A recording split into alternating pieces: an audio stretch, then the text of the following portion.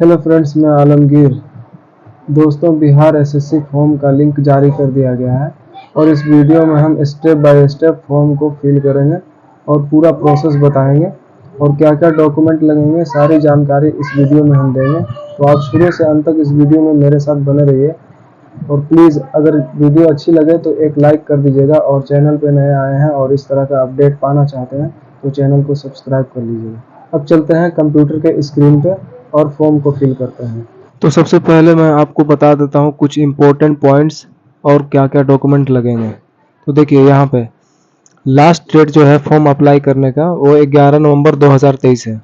जब क्वालिफिकेशन जो है इंटरमीडिएट मतलब 10+2 मांगा गया है। यहाँ पे 2 पोस्ट हैं जिसमें सिर्फ और सिर्फ आपसे इंटरमीडिएट मांगा गया है और 2 पोस्ट के अलावा जितने भी पोस्ट हैं उसमें आपको इंटरमीडिएट के साथ साथ आपसे कंप्यूटर का नॉलेज और कंप्यूटर की टाइपिंग दोनों चीज़ें मांगी गई है। इस चीज़ को आप अच्छे से ध्यान में रख लीजिएगा। अच्छा, डॉक्यूमेंट की बात करें तो यहाँ पे रिसेंट फ़ोटो आपका होना चाहिए जो 1 महीने के अंदर में होना चाहिए। 20 KB से 50 KB के बीच में होना चाहिए। फॉर्मेट जो होगा JPG होगा और डायमेंशन 200x230 पिक्सल होना चाहिए। इंग्लिश सिग्नेचर एक होना चाहिए आपके पास। 10 से 20 KB के बीच में JPG फॉर्मेट होगा। Dimension 200x60 pixel. Same Hindi signature होना चाहिए। 10 से 20 KB के बीच में JPG फॉर्मेट होगा और डायमेंशन 200x60 पिक्सल। अच्छा, एक आपके पास डोमिसाइल सर्टिफिकेट होना चाहिए जिसे रेजिडेंशियल सर्टिफिकेट बोलते हैं।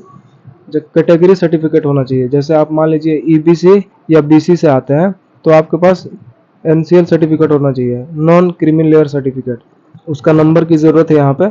अगर आप SC ST से आते हैं तो कास्ट सर्टिफिकेट आपके पास होना चाहिए। EWS के लिए EWS सर्टिफिकेट नंबर होना चाहिए। अच्छा, एक आपके पास आधार नंबर होना चाहिए। बस इतने डॉक्यूमेंट्स हैं।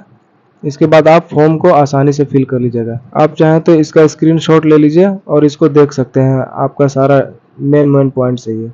अब चलते हैं फॉर्म को फिल करते हैं। तो देखिए, कंप्यूटर के किसी भी ब्राउज़र में जाकर सबसे पहले आपको लिखना है ऑनलाइन BSSC। लिख करके आपको सर्च कर देना है। सर्च करने के बाद आपके सामने बिहार स्टाफ सिलेक्शन कमीशन पहला वाला लिंक मिलेगा, इस पे आपको क्लिक कर देना है। क्लिक करने के बाद आप इस वाले पेज पे आ जाते हैं। यहाँ पे देखिए फर्स्ट वाला 21 सितंबर 2023 को ये लिंक जारी हुआ है। यहाँ पे देखिए क्लिक हेयर, इस वाले लिंक पे आपको क्लिक कर देना है। क्लिक करने के बाद आप इस पेज पे आ जाते हैं। यहाँ पे देखिए ऑनलाइन सर्विसेज का ऑप्शन है, उसके नीचे में रजिस्ट्रेशन का एक लिंक है। रजिस्ट्रेशन वाले लिंक पे आपको क्लिक कर देना है। क्लिक करने के बाद आप फॉर्म वाले पेज पे आ जाते हैं। इस फॉर्म वाले पेज का लिंक हमने डिस्क्रिप्शन बॉक्स में दे दिया है, वहां से आप क्लिक करके डायरेक्ट इस पेज पे आ सकते हैं। यहाँ पे सबसे पहले आपको आपका नेम, यहाँ पे जो भी मैट्रिकुलेशन या फिर इंटरमीडिएट में जो भी सर्टिफिकेट में नेम है वो नेम यहाँ पे उसके हिसाब से डाल देना है। यहाँ पे अपना जेंडर जो भी है उसको चूज कर लेना है। यहाँ पे अगर आप बिहार से बिलोंग करते हैं तो आप यस कीजिएगा, अदरवाइज नो कर दीजिएगा। कैटेगरी जो भी आते हैं यहाँ पे आप अपना देख लीजिएगा और उसको सिलेक्ट कर लीजिएगा। फिर उसके बाद EWS वगैरह अगर रहेगा तो वो यस और नो का ऑप्शन आ जाएगा। फिर do you belong to non creamy layer, अगर आप नॉन क्रीमी लेयर से आपके पास है तो आप यस कर दीजिएगा, अदरवाइज नो कर दीजिएगा। Are you person with disability, अगर आप डिसेबल्ड हैं तो यस कीजिएगा, अदरवाइज नो कर दीजिएगा। फिर उसके बाद are you person with minimum 40% disability, ये सब आपको अगर रहिएगा तो फिल करना है, यस और नो कर दीजिएगा। फिर यहाँ पे देखिए आर यू एक्स सर्विसमैन, अगर आप एक्स सर्विसमैन हैं तो यस कीजिएगा, अदरवाइज नो कर दीजिएगा। अगर आप यस कीजिएगा तो यहाँ पे देखिए उसका मतलब जो भी है डेट वगैरह यहाँ पे सर्विस का वो देना होगा। यहाँ पे working as a contractual employee in Bihar government, अगर हैं तो यस कीजिएगा, अदरवाइज नो कर दीजिएगा। अगर यस कीजिएगा तो यहाँ पे आपको उसका डिटेल वगैरह ईयर और मंथ डेट वगैरह यहाँ पे आपको डालना पड़ेगा। अब यहाँ पे देखिए क्या बोल रहा है, क्या आप बिहार सरकार के कर्मचारी हैं जिन्हें कम से कम 3 साल नियमित एवं रेगुलर सेवा की है, यस कीजिएगा, अदरवाइज नो कर दीजिएगा। तो यहाँ पे आपको देखिए अगर आप फर्स्ट टाइम अगर इंटर लेवल स्तरीय अगर दे रहे हैं आप SSC का तो फर्स्ट वाला चूज कीजिएगा। अगर आप सेकेंड टाइम दे रहे हैं तो सेकेंड वाला चूज कीजिएगा। अब यहाँ पे अपना मोबाइल नंबर यहाँ पे डाल देना है। फिर यहाँ पे आपको कंफर्म मोबाइल नंबर करना है। फिर ईमेल आईडी यहाँ पे डालना है। फिर कंफर्म ईमेल आईडी यहाँ पे डाल के करना है। फिर डेट ऑफ बर्थ यहाँ पे अपना कैलेंडर से सेलेक्ट कर लीजिएगा, जो भी डेट ऑफ बर्थ रहेगा, ईयर, मंथ और डेट यहाँ इस तरीके से दिया हुआ है, अपना कैलेंडर से चूज कर लीजिएगा। उसके बाद यहाँ पे आपको एज शो होकर के आ जाएगा। कैप्चा कोड यहाँ पे फिल कीजिएगा। कैप्चा कोड फिल करने के बाद सेव एंड कंटिन्यू वाले बटन पे आपको क्लिक कर देना है। सेव एंड कंटिन्यू पे क्लिक करने के बाद आपके सामने इस तरीके से आपका पेज शो हो जाएगा। अब यहाँ पे बोल रहा है कि आप एक बार इसको देख लीजिए, अगर सब कुछ सही है तो आप इसको कंफर्म एंड नेक्स्ट कर दीजिएगा। अगर लगता है कि आपको कुछ करेक्शन करना है यहाँ पे, तो आप एडिट वाला बटन पे क्लिक करके आप एडिट कर सकते हैं। तो मेरा यहाँ पे सब कुछ सही है, तो मैं यहाँ पे कंफर्म एंड नेक्स्ट करूँगा। उसके बाद ओके वाले पे क्लिक करूँगा। क्लिक करने के बाद आपके सामने इस तरीके से पेज खुल करके आ जाएगा। यहाँ पे देखिए लिख रहा है your registration number and password have been send in your registered email ID and mobile number. जो आपका रजिस्ट्रेशन नंबर एंड जो पासवर्ड क्रिएट हुआ है यहाँ पे आपके मोबाइल नंबर और ईमेल आईडी पे भेज दिया गया है। तो आपको रजिस्ट्रेशन नंबर एंड पासवर्ड को आपको सेव करके आपको अच्छे से रख लेना है। अब यहाँ पे बोल रहा है click here for log in, तो आप इस वाले बटन पे आपको क्लिक कर देना है। क्लिक करने के बाद फिर आपके मोबाइल नंबर पे जो रजिस्ट्रेशन नंबर आया है उसको यहाँ पे डालेंगे, पासवर्ड जो आया है उसको यहाँ पे डालेंगे और कैप्चा कोड ये वाला इसमें डाल करके आपको लॉगिन वाले बटन पे क्लिक कर देना है। लॉगिन पे क्लिक करते ही आपके सामने आपका ये वाला पेज खुल करके आ जाएगा। अब यहाँ पे आपको कुछ का पर्सनल डिटेल है उसको फिल करना है। यहाँ पे देखिए इस तरीके से आपको 6 स्टेप्स आपको दिख रहे हैं, ये सारे आपको कंप्लीट करना है। जैसे जैसे कंप्लीट करेंगे ये ग्रीन होता जाएगा इसका कलर। अब यहाँ पे देखिए पर्सनल डिटेल में आपका फादर नेम यहाँ पे पूछ रहा है, अपने फादर नेम जो भी होगा सर्टिफिकेट में वो डाल दीजिएगा। यहाँ पे मदर्स नेम जो भी होगा उसको यहाँ पे डाल देना है।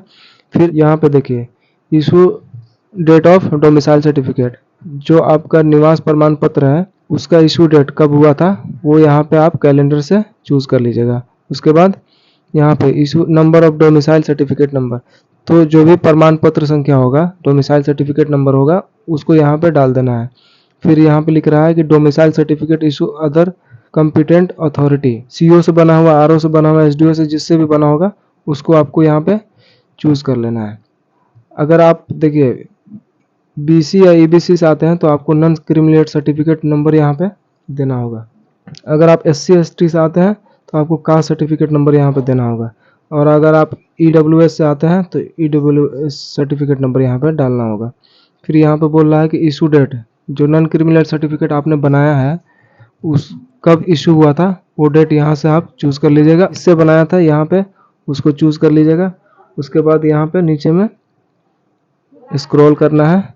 स्क्रॉल करने के बाद यहाँ पे देखिए वार्ड ऑफ फ्रीडम फाइटर, अगर आप फ्रीडम फाइटर से आते हैं तो यस कीजिएगा, अदरवाइज यहाँ पे नो कर दीजिएगा।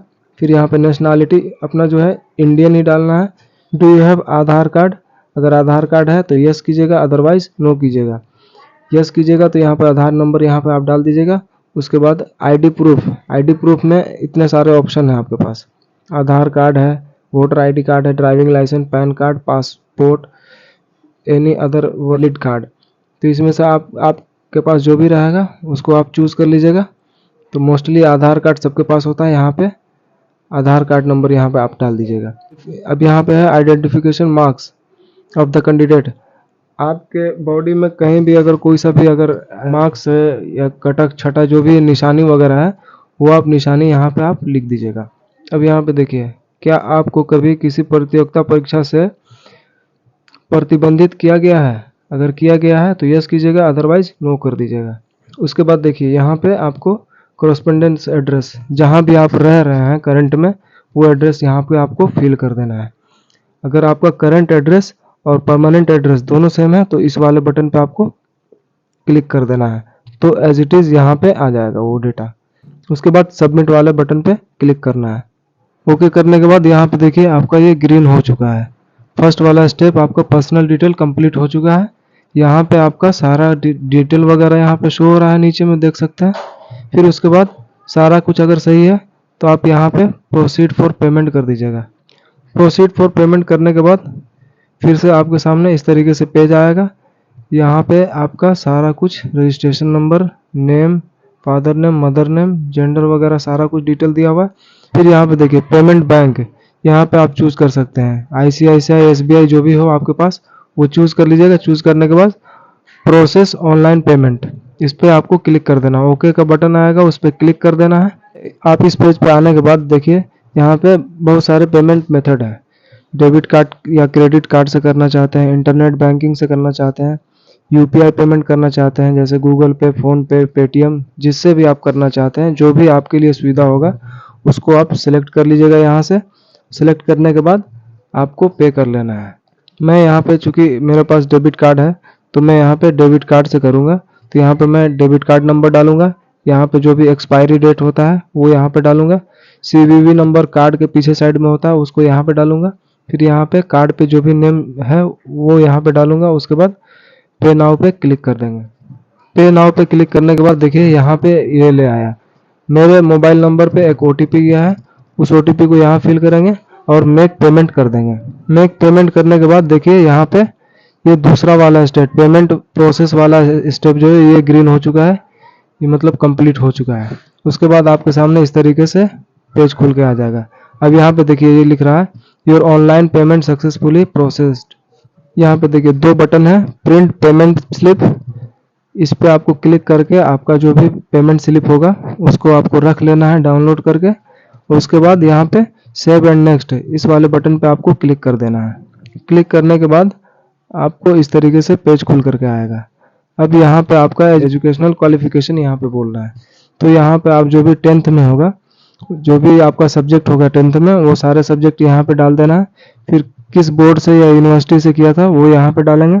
फिर टोटल मार्क्स, जो भी मार्क्स 10वीं क्लास में जो भी मार्क्स था टोटल उसको यहाँ पे डालेंगे। जैसे जैसे बिहार बोर्ड में 500 नंबर का होता है टोटल, तो 500 नंबर यहाँ पे डाल देंगे। फिर ऑब्टेन मार्क्स, जो आपने मार्क्स को पाया है वो नंबर यहाँ पे आप डाल दीजिएगा।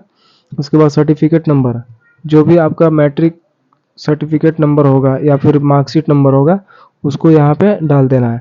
जैसे देखिए सबसे ऊपर में देखिए यहाँ पे इस तरीके से दिया हुआ है आपका, ये होता है आपका सर्टिफिकेट नंबर, एमएस नंबर या फिर सर्टिफिकेट नंबर ऐसा कुछ लिखा रहेगा।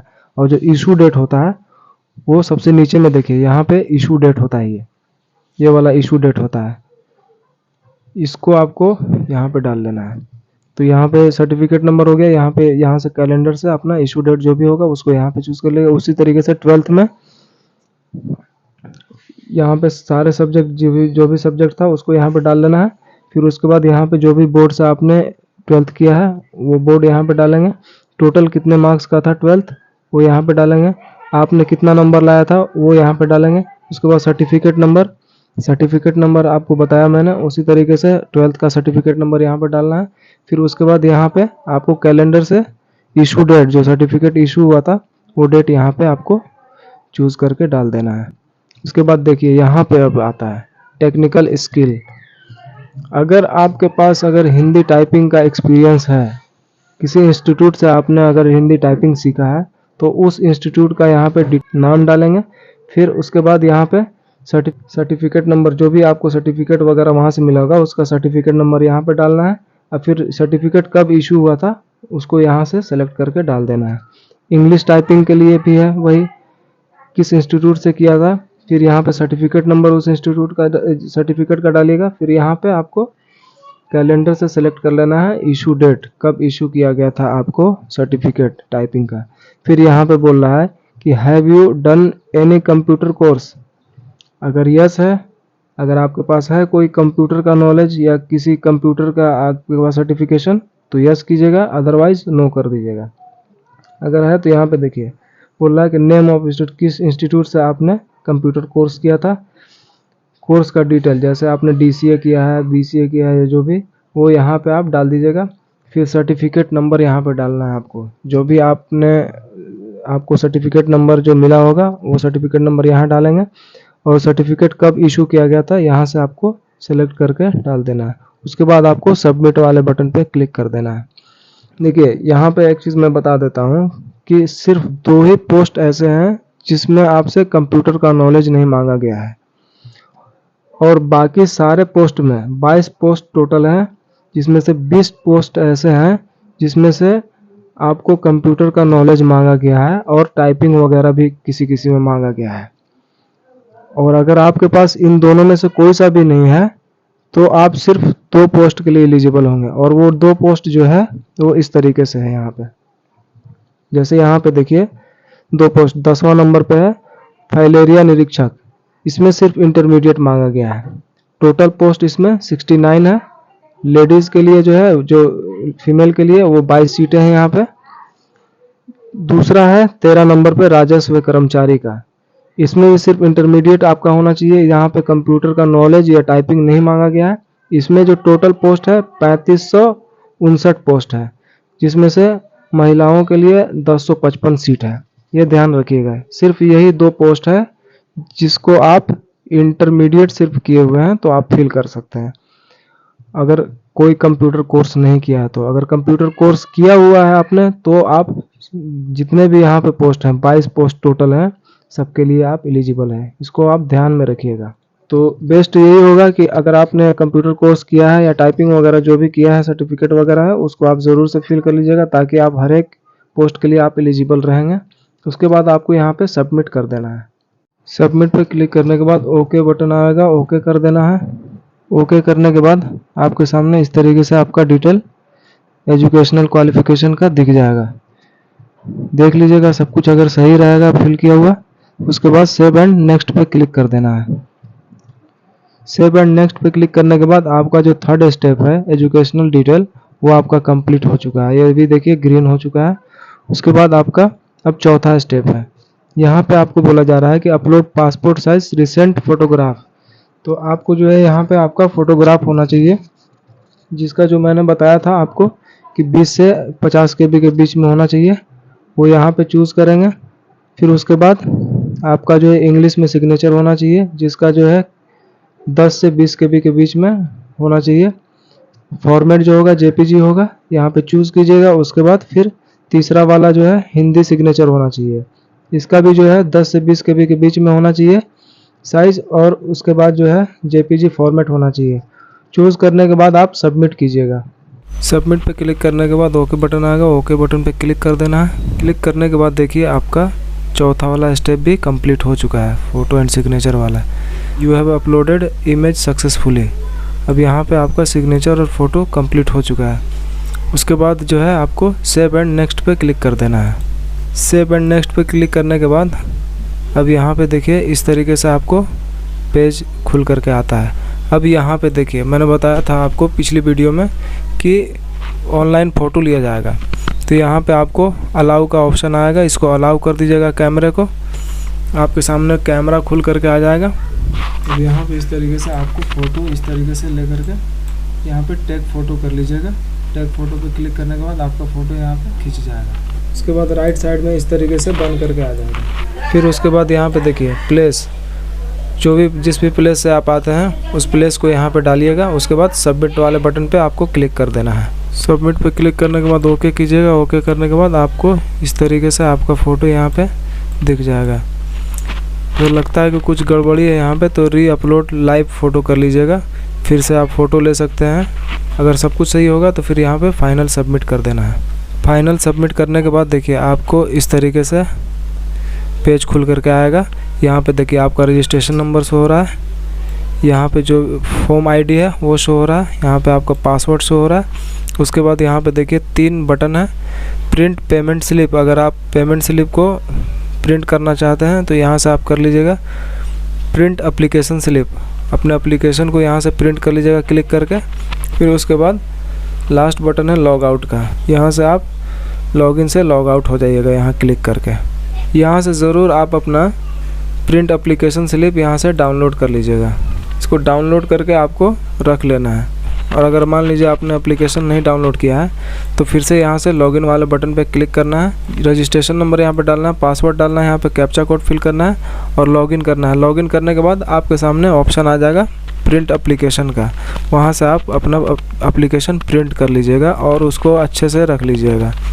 तो दोस्तों ये था फॉर्म भरने का फुल प्रोसेस, मैंने स्टेप बाय स्टेप आपको करके बताया है। अगर फिर भी कोई डाउट है, कोई सवाल है तो आप कमेंट सेक्शन में कमेंट करके पूछ सकते हैं, मैं पूरी कोशिश करूंगा जवाब देने की। और उम्मीद करते हैं कि आपको ये वीडियो अच्छी लगी होगी। अगर अच्छी लगी हो तो प्लीज़ एक लाइक कर दीजिएगा, और चैनल पे नए आए हैं और इस तरह का अपडेट पाना चाहते हैं तो चैनल को सब्सक्राइब कर लीजिएगा और बेल आइकन को ज़रूर दबाइएगा ताकि हर एक वीडियो की नोटिफिकेशन आप तक सही वक्त पर पहुँच सके। चलिए फिर मिलते हैं नेक्स्ट वीडियो में नए अपडेट के साथ। तब तक के लिए मुझे दीजिए इजाज़त। जय हिंद।